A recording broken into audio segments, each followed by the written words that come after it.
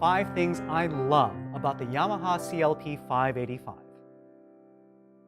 Welcome to Cunningham Piano. I'm Hugh Sung, and we're going to be taking a look at 5 things that I love about the Yamaha CLP-585, one of Yamaha's most advanced and one of the most beautiful Clavinova digital pianos. The first thing I love about it is the design.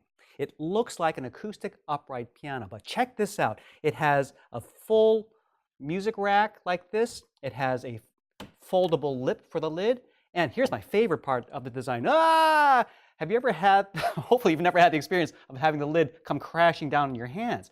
The slow fall board is a terrific safety feature, especially for young students learning, or even older ones, learning to play the piano for the first time. So you're never going to get your hands hurt with this lid. The second thing I love about the CLP-585 are the keys themselves. The keys are covered with a material called ivorite, which is kind of an ivory, synthetic ivory substitute. What that means is, with cheaper digital instruments, you're going to have a kind of a slick, plasticky feel. But with the ivorite, it gives you a good grip, a natural grip that simulates what you would feel on a high-end acoustic piano. Another thing I love about the keys is the fact that they're all weighted. There's a gradation. The lower keys are going to feel heavier, and the upper keys feel a lot lighter, very much like, again, what an acoustic piano really feels like. So if this is your first instrument and you're concerned about maybe someday moving up to an acoustic piano or being able to switch back and forth, you're really not going to have a problem. The action really feels like a great grand piano action. Wonderful, wonderful feel. I love these keys. The third thing I love about this instrument are the sounds. This sounds fantastic. You can go from the softest whisper to a really large, powerful sound. Now, I don't even have the volume setting all the way up. This gets quite loud. I was playing around with it a little bit earlier. In addition, they feature the sampled sounds of some of the most beautiful pianos in the world. Right now, this is the sampled sound of Yamaha's premier CFX Concert Grand. I can switch the piano around, and now this is going to be the sound of a Bösendorfer. Can you hear the difference? It's a little bit more of a European sound. And there's a whole bunch of other piano sounds. One of my favorite ones over here is, take a look at this. Take a look at this honky tonk.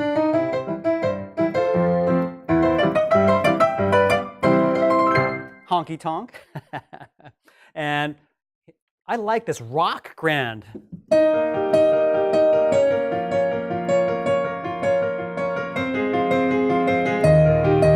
A nice punchy sound to that. But not only do you have piano sounds, but you have all sorts of string sounds as well. You have electronic pianos, organ sounds, of course, a little acoustic bass, and a whole bunch of other sounds as well. There are hundreds of sounds available at your fingertips. And we're going to get more into what the cool things that you can do with these sounds in just a bit. The fourth thing I love about the CLP-585 are the rhythms. There's some really fun rhythms that you can play with. The Yamaha CLP-585 comes with a built-in metronome, which is an essential tool for any pianist to develop good rhythm.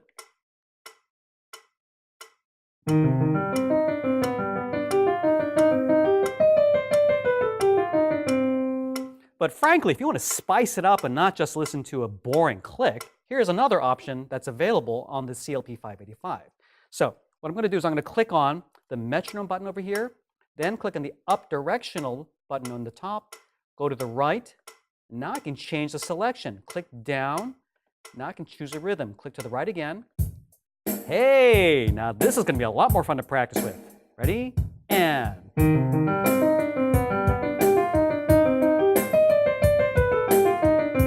If I want to change the beat, how about this? Or even maybe a shuffle.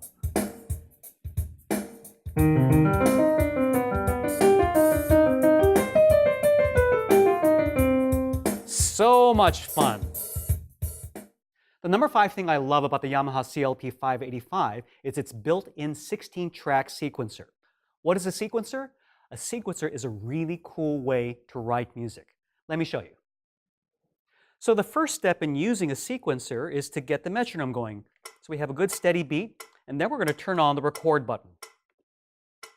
Okay, you'll notice that the light is flashing in rhythm. Don't worry about the sound of the click. It's not going to be recorded. It's just a frame of reference for you to stay in time.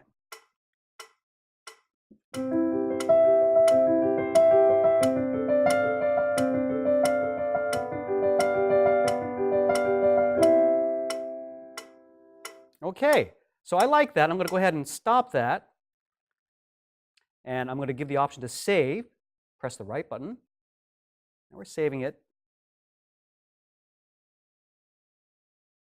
There we go. Now, if I want to record another track on top of this, I'm going to press the record button and hold it for a second. And then it's going to give me an option to select the song that I want to record with or over. I'm going to select down this user song number 1 that I just recorded. Click the right button here. Okay, and now I'm using the directional buttons. I know it's kind of hard to see, of course, with this camera, but right now the right track, there's a left and a right track, and the right track has a little asterisk on the upper right-hand corner. That's the track that I just recorded. What I'm going to do, I'm going to use my directional arrows to go down, so now I can start selecting voices. I'm going to go ahead and select the left voice to record over, okay? And all I have to do is to start playing. Now you'll notice I'm hearing the beat over here. In fact, I'm going to do something fun. I'm going to change the voice. I'm going to change this to a bass, okay? Now, you can see that tapping over here. All I have to do is start playing, and it'll start recording automatically. 1, 2, ready, and.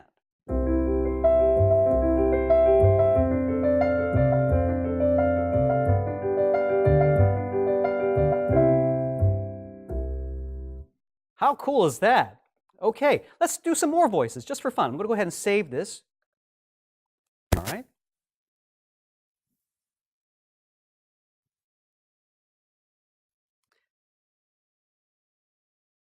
All right, now I'm going to select, let's go ahead and push the record button and hold it for a second. So I have the option of selecting which song I'm going to layer on top of. Go ahead and go to the right of that. All right. Now, again, I'm going to select, now I've already used up 2 tracks, a left track and a right track, but now I can use the directional arrows to go to the right. Now I see something that's called extra 3. Keep going to the right. You can, again, just add on more and more voices, and each time you add a voice, you'll see a little asterisk appear in the upper right. Okay? So I've got extra 3 selected. I'm going to change the voice again. This time I'm going to use a harpsichord. Okay? So here we go. 1, 2, 3, 4.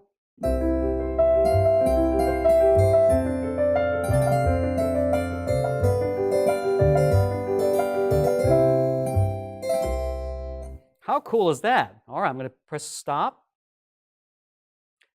Right-click to save it.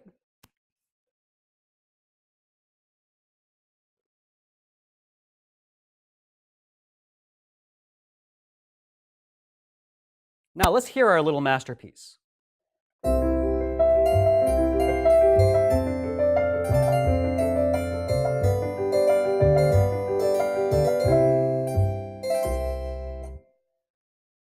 So I hope you can see how much fun and how easy it is to create your own musical masterpieces by layering all different voices on top of each other with the onboard sequencer. Really powerful, really fun.